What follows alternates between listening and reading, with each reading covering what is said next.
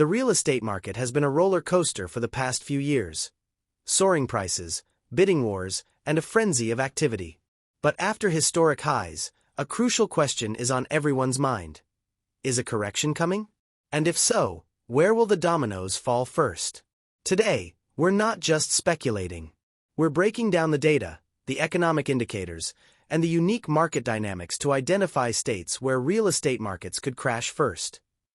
This isn't about predicting a nationwide collapse, but rather pinpointing the most vulnerable areas that could see significant price corrections. If you own property, plan to buy, or just want to understand the shifting landscape of American housing, this is essential viewing. First, let's clarify what we mean by a crash, or a significant correction.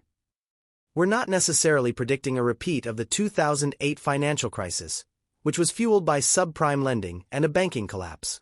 This time, the vulnerabilities stem from different sources, primarily affordability pressures, oversupply in specific markets, and shifts in demand driven by higher interest rates and economic uncertainty.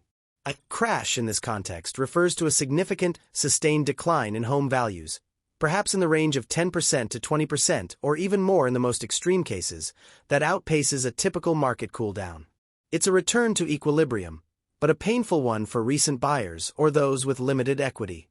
So, what are the key indicators we're watching that signal a market is ripe for a downturn? Overvaluation. Are home prices far exceeding what local incomes can realistically support? We look at metrics like price-to-income ratios and price-to-rent ratios compared to historical averages. Interest rate sensitivity. Markets that saw exponential growth when interest rates were at historic lows are highly vulnerable when rates climb, as monthly mortgage payments become prohibitively expensive, pricing out potential buyers. Excessive new construction. Has the market been flooded with new homes, outpacing current or projected demand?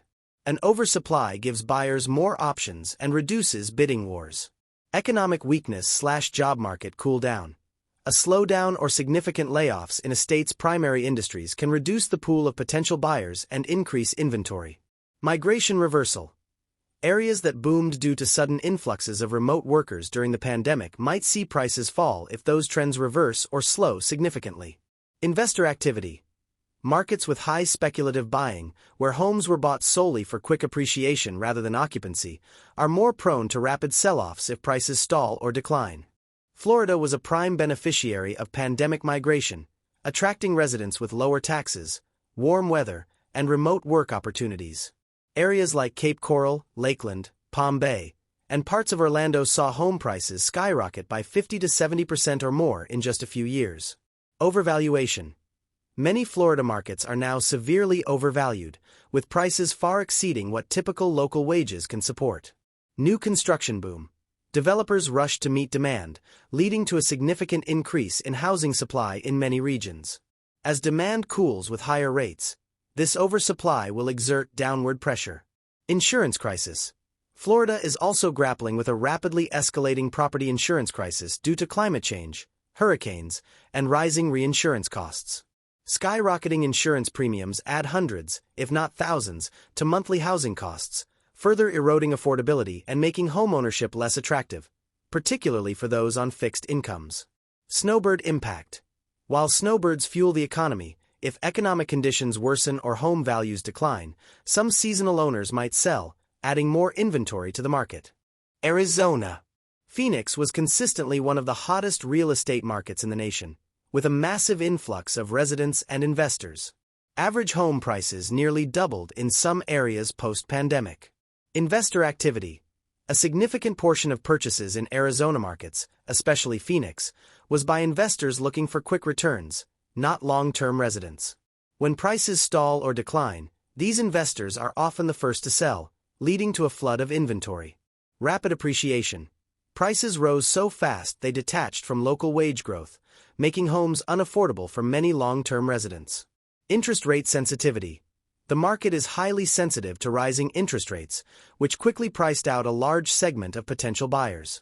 Inventory levels have been increasing steadily, and price reductions are becoming common as sellers struggle to find buyers at peak prices. Nevada.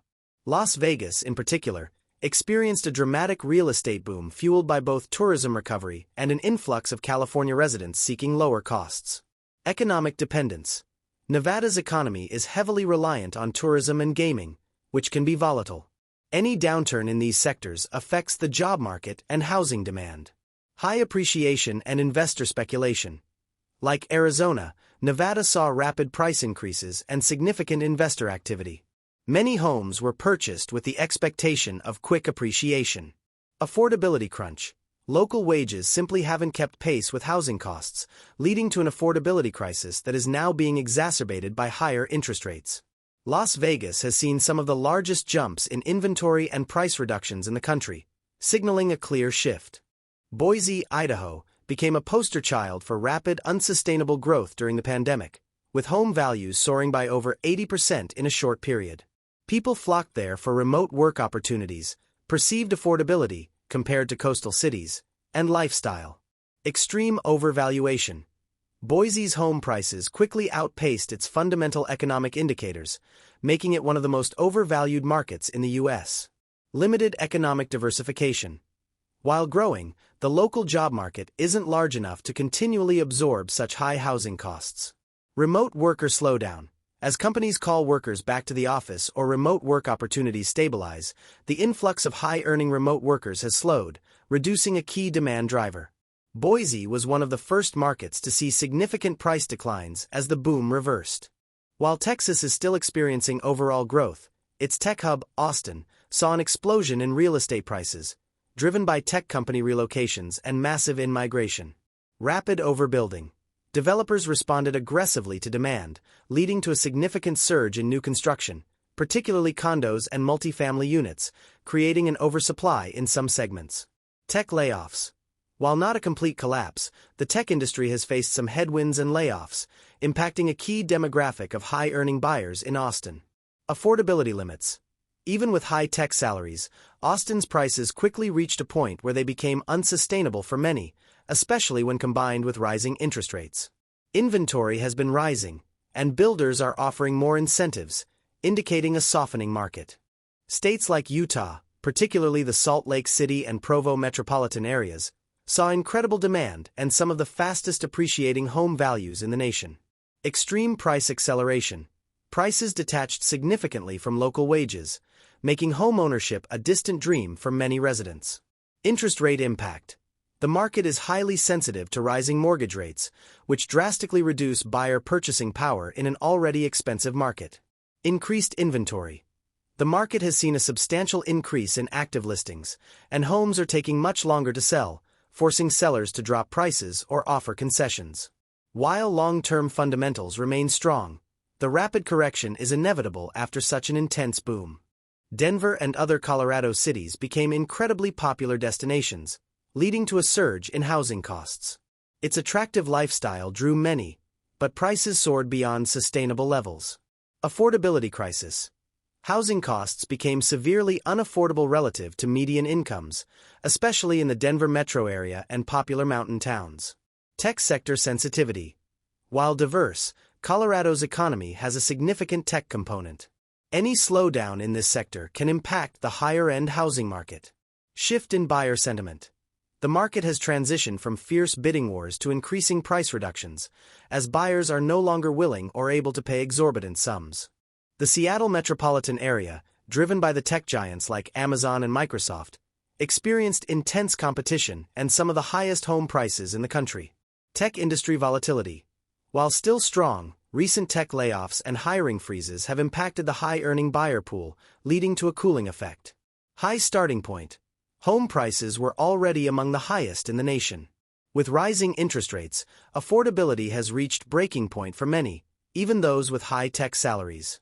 Increased days on market. Homes are sitting longer, and sellers are seeing fewer offers, forcing them to adjust prices downward, especially in areas that saw the quickest appreciation. A significant correction is likely, though probably not a full collapse given the underlying strong economy. Similar to Washington, Oregon's real estate market, especially in Portland, saw rapid growth fueled by in-migration and a strong tech/creative sector. Economic headwinds. Portland has faced some unique challenges recently, including slower job growth compared to some other booming cities and some out-migration trends for affordability reasons. Affordability limitations.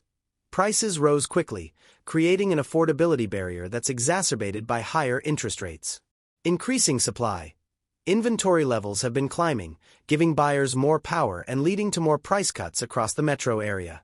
While coastal California, SFLA, is always expensive, the Inland Empire, Riverside, San Bernardino, and Sacramento saw massive price jumps as people moved inland seeking affordability from the ultra-expensive coastal hubs. Spillover effect and overextension. These areas became overheated due to demand spilling over from expensive coastal cities. Many buyers stretched their budgets to afford homes. Interest rate sensitivity. The buyers who moved here often did so precisely because rates were low, making these markets highly susceptible to interest rate increases. As rates climbed, the limited affordability disappeared, leading to a sharp drop in demand. Inventory increase. These regions have seen a rapid increase in housing inventory, and prices have started to trend downward as the influx of buyers slows and local purchasing power remains limited. North Carolina experienced significant in-migration, particularly to its tech and financial hubs like Raleigh, Research Triangle Park, and Charlotte. This pushed housing prices up significantly. Rapid appreciation versus local wages. While job growth is strong, the speed of home price appreciation has outpaced local wage growth for many, creating an affordability crunch for the long-term residents. Market rebalancing. The market is now seeing a rise in inventory and a decline in multiple offer situations, suggesting a rebalancing. While a full crash might be less likely given underlying job strength, a significant cooling and moderate price declines are very probable as demand moderates and affordability remains a key concern. Tennessee, Nashville. Nashville, fueled by its growing music, healthcare, and tech industries, became a magnet for new residents and rapid real estate appreciation. Rapid growth and price disconnect. Home values soared quickly, outpacing the growth of many local wages, leading to an affordability gap. Influx of remote workers. Like other Sun Belt cities, it attracted remote workers. A slowdown in this trend could impact demand. Market normalization. After an intense period of bidding wars and rapid sales, the market is normalizing. This means longer days on market and likely price adjustments as sellers adapt to more cautious buyers. The real estate landscape is dynamic, and shifts are a natural part of its cycle. The states we've discussed today, due to a unique confluence of rapid appreciation, affordability challenges, and changing economic winds, appear to be the most vulnerable to significant price corrections in the near future. This isn't about fear-mongering. It's about being informed. Understanding these trends allows us to navigate the market with clearer eyes, whether you're a homeowner watching your equity, a hopeful first-time buyer, or simply someone trying to make sense of the broader economic picture. The coming years will reveal just how much these overheated markets will cool down, and whether their peaks were truly unsustainable. What are your thoughts on these predictions? Are you seeing signs of cooling or a downturn in your area? Share your insights in the comments below. If you found this in-depth analysis helpful, please like, share, and subscribe for more insights into the ever-changing world of real estate and economics. Thanks for watching, and we'll catch you in the next video.